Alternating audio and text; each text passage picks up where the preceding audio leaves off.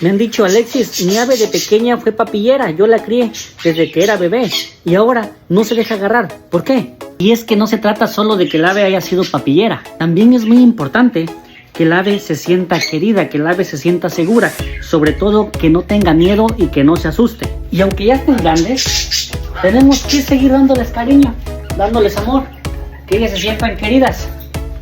Por ejemplo, traerlas con nosotros, acariciarlas, hablarles bonito, ¿verdad, Pozole? ¿Qué pasó, Pozole? No importa que ya estén grandes, que ya coman solitas, que sean independientes, hay que seguir dándoles amor, dándoles cariño, ¿verdad? Y ya saben, no importa el tamaño, si están bebés, si están grandes, si están aprendiendo a volar, si apenas están siendo independientes, hay que darles mucho amor. ¿Verdad, Kiki? ¿Verdad que sí, Kiki? Kiki. Hola, Kiki.